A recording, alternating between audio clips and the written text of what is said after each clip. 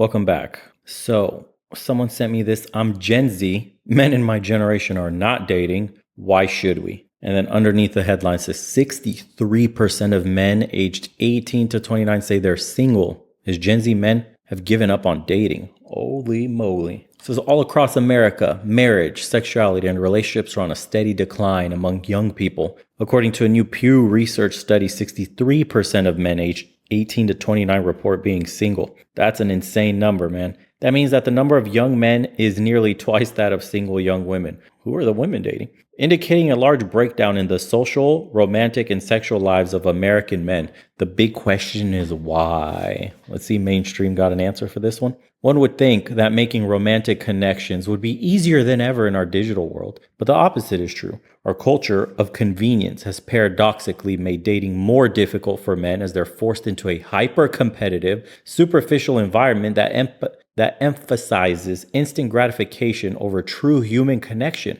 While there are several potential culprits causing this relationship breakdown, nothing has done more damage to the dating landscape than dating apps, social media, and pornography. Holy crap, man. Nailed it, bro. Is this the first genuine article? Wow. Let's start with dating apps. The advent of relationship websites started with Match.com in 1995 and evolved into the swipe-based platforms we know today with Tinder and Hinge, releasing in 2012, and Bumble in 2014. According to a survey of 6,000 adults, 53% adults aged 18 to 29 have found someone to date through an app or site. However, new census data shows that the U.S. marriage rate hit an all-time low in 2019. For every 1,000 unmarried adults, only 33% got married. This number was 35 a decade ago in 2010 and much higher at 86% in 1970. So what gives? Wow, that's a tremendous drop, man.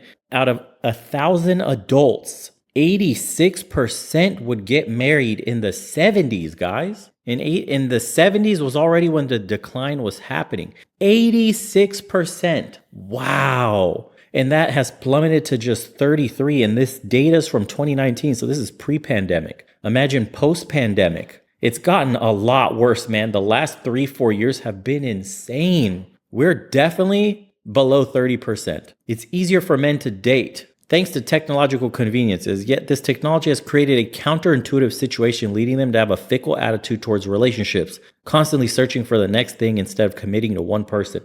How did we just reverse it into that? I'm so lost. They literally nailed it in the beginning and then does a 180. And it says that because of the ease of dating on dating apps, men don't want to commit anymore. You know, it's like the husband store. What they're not taking into account is because women have access to so many different men, they're the ones that can't settle down with a guy. It's women that are struggling because their options are so plentiful. There's always a potentially better guy that's an upgrade in some way, and she's always going to try to reach for the highest branch. It's the monkey branching. It's built into their nature. It's their dual mating strategy. They need to secure the highest quality man they possibly can. It's a derivative of their value as a woman. She can't settle down with a normal broke ass dude. No average guy, no average salary, none of that. It reveals to the world her quality because a woman's value does truly stem from the quality of man that she can attract and keep. It is what it is. I don't make the rules. Even women judge other women when they can't keep a man or have no man past 30.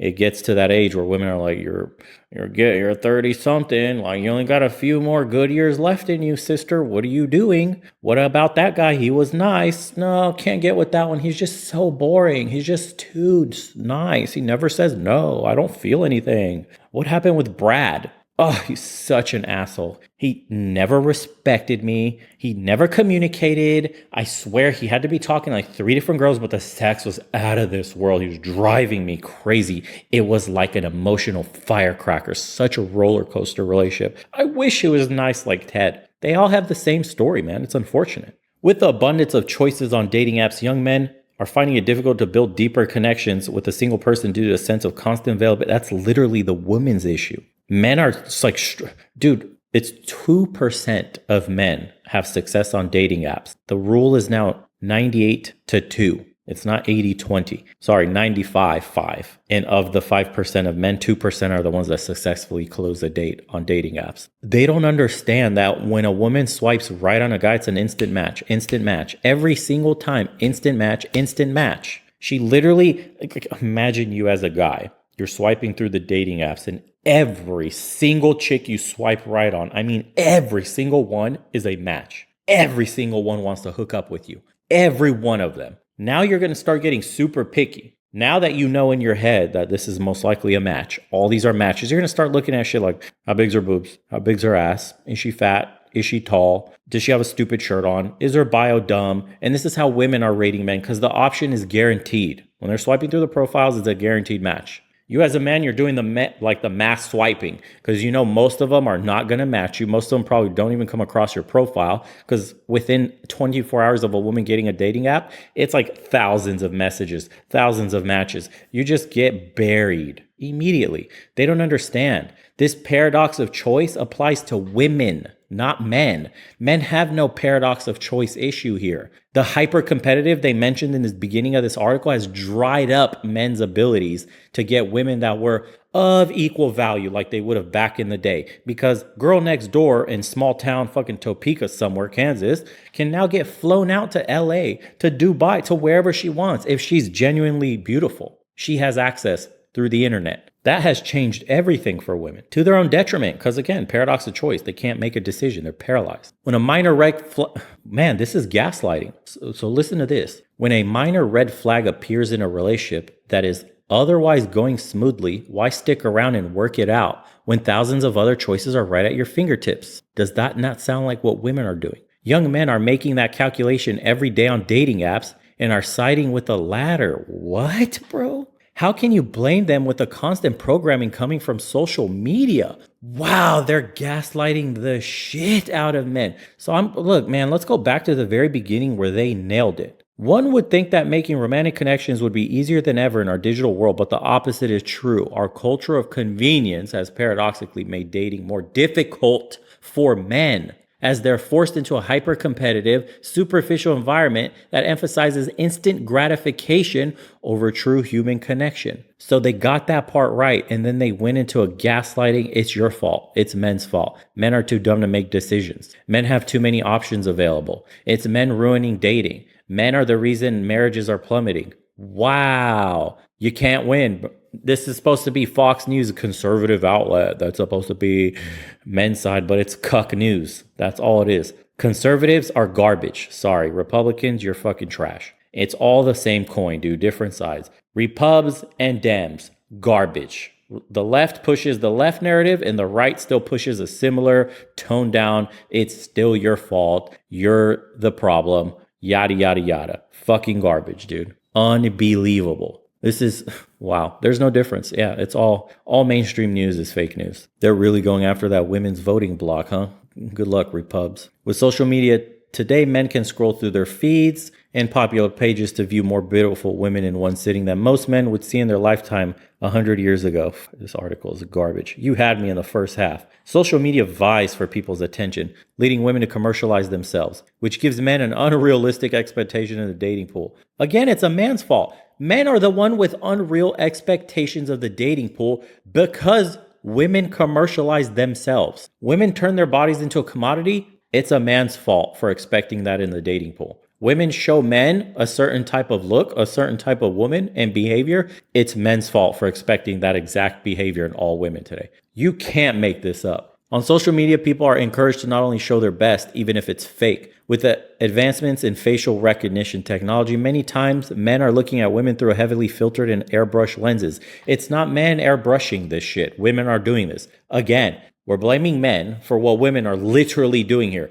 Airbrushing their photos, putting filters on them, crazy angles, all that shit women do by themselves. Men don't do any of that. Still your fault though. Do you see how the narrative, do you see Fox News, Democrats, Repubs, CNN, all this shit is the same, man. Once you learn that this is a giant lie, neither side is on your side. You're just a good little walking cuck of a wallet and they need to collect tax money. That's all it is. Red team, blue team. It's a joke, bro. This is class warfare you're seeing here. This is the average man needs to be a slave and work for the corporation so we can get richer and richer at the top. We can exert more and more control. That's all it is, man. It's haves versus have-nots. They don't care about you. They don't really give a fuck about you. If they did, they'd be fixing problems like the marriage laws, child support court biases, stagnant wages. They'd make it easier to get a house if you have a family. They wouldn't be supporting single mother homes by giving them handouts from the government. They would actually be inclined to help foster a nuclear family. They don't give a shit about anybody,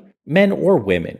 They make money on the destruction of the nuclear family. And now conservative women are going to be reading this and going, yeah, totally. I'm such a conservative boss, babe. Yeah, I want me a strong, real man. Oh, social media messed men up. Oh, accountability zero. You have to see through this shit, man. It's all a ploy. While men reap the benefit of the online attention,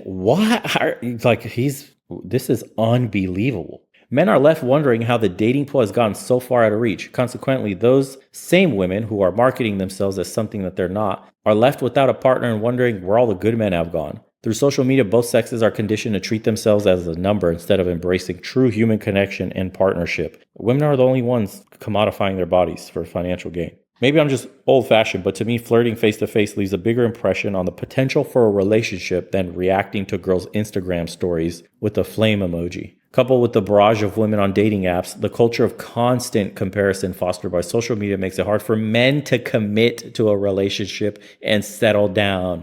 We need more slaves. You guys have ruined everything. You not working, you not starting families, you not supporting the courts through divorce and custody battles. We're losing out on a ton of money. Going your own way is not good, citizen. You need to get married, citizen, in a no-fault divorce state like a good little soy citizen you are. And we're going to collect taxes upon taxes until you're dead. And we're going to make sure that once your wife leaves you, we're going to enforce the long dick of the law, slap you across the face with it, make sure you got to work for the rest of your life. You think you're going to retire, you bitch? You won't. Your retirement plan blew up in smoke when you got divorced. Now you're going to work till you're dead. Till you're dead, we will collect that fucking IRS payment.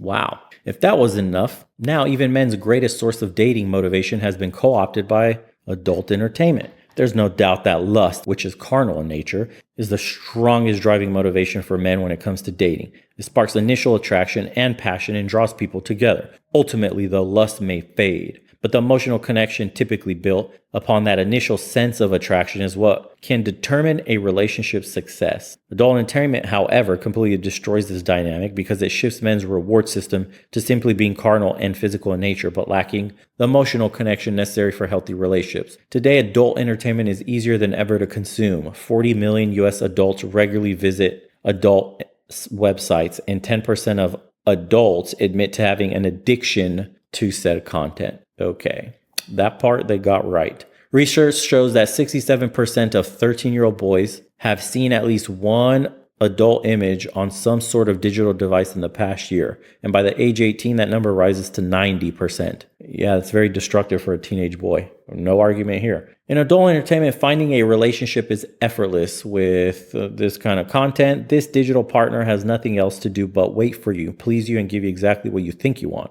If the partner even fails to keep you entertained, they can be exchanged with a single click. Why waste your time dating, flirting, and putting in effort when men can have their deepest desires met online? This is true. This part's true. Today, men in their 20s are more likely than women to be romantically uninvolved, sexually dormant, and friendless. Studies have shown that men are more likely to engage in risky and violent behaviors when they lack a stable relationship, leading to higher crime rates, substance abuse, and social unrest. Single men may also be less invested in building strong social networks, leading to isolation and a lack of community engagement. Again, this is a multi-pronged issue that spanned decades back when we started taking a gynocentric approach into how we deal with men and women separately. We've empowered women, brought them up at the expense of men. We pulled men down in order to equalize and now pass them up in regards to women, which is leading to all these catastrophic failures in anywhere you look in our social fabric. I mean, everything they're citing is a result of the destruction of the family unit, is a result of policies put in place that push women through the door when it's not based on merit. Diversity and inclusion is The destruction of male-only spaces. There's no more boys clubs. There's no more Boy Scouts. Women and little girls have to be allowed in now. It's changed completely. The narrative in the mainstream and society at large in the West is that men and masculinity are evil and predators by nature. It's toxic to be a man. It's toxic to have traditional values. Anything that could be related to testosterone or masculinity needs to be eliminated, and we need to usher in the new male, the new masculine man, if you could even say masculine and new man together, oxymoron there. Essentially, a dude that cries like a woman, has emotions, always loses his cool, and acts out has become the very thing that they feared, is dangerous, perpetrates public tragedies, loses his cool and gets physical. Stoicism, traditional masculinity, man's man, real men, and we know what we're talking about when we say that, don't lose their tempers, have their emotions in check, have a very high emotional IQ, are natural protectors of the weak and those who can't defend themselves, are the guardians of their homes, neighborhoods, cities and states, and have a vested interest into leading their nation and their family, along with their friends and everybody around them, to more peaceful, prosperous times. That can't be said for the new age males in the world today. They want to see the world burn. They hate themselves. They hate society. They blame everybody and everything. They're extremely emotional. It's essentially the generation of, here's your last place trophy, kid. Sorry, at least you tried. And, here's a pat on the back. I know daddy was never around and you used to have a different man in your life because your mommy was sleeping around, but deal with it, kid. Oh, you want to talk about your feelings? That's an ick. Gross. Don't do it. Women don't want to hear that. You know what I mean? So that guy gets isolated and then boom, shit starts to happen. Oh my God. News report at Fox 5. There has been a mass shooting of 27 people, and it was this guy, and here's his manifesto, and he details how he was abused and isolated and ignored his entire life, bullied in school, never had a single man in his entire life, had a traumatic upbringing with a single mother household where he was constantly left alone and neglected and blah, blah, blah. The story fucking continues, bro. Now it's all men's fault. Now it's men in general that are the issue. Never deals with the problem underneath. Of course they don't. Simply put, the breakdown of relationships between men and women is startling, and it's detrimental to a healthy society. The good news is that men can fix this, and the remedy is easier than we think. Leave dating apps, stop watching adult entertainment, go talk to girls in real life. Someone who doesn't get it at all. What's the comments there? Are they going to rip this turd? Recent studies show that American women feel entitled to the very best men and will not compromise. This leaves 80% of women chasing the top 10% of men who feel no need to commit to a single woman. Why would they? Regarding declining marriages, the younger generation has seen the older generation going through divorce and the unfairness towards men due to feminism in the justice system. It was only a matter of time before young men and men in general voted with their feet.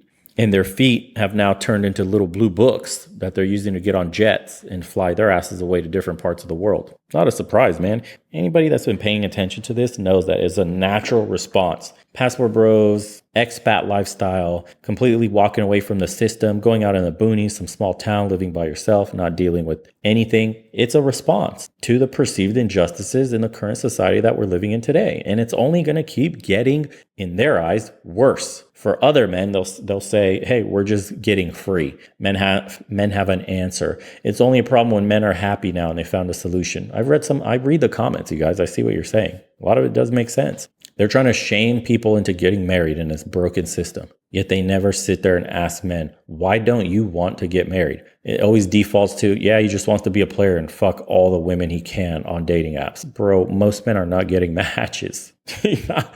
What was that dude's name, Jose? That video, it was like we did a video a few days ago where a woman tries dating apps as like an average dude, struck out dramatically. It was horrendous to watch. Yeah, that's the average man's experience. Anyways, what do you guys think? Let me know. Curious.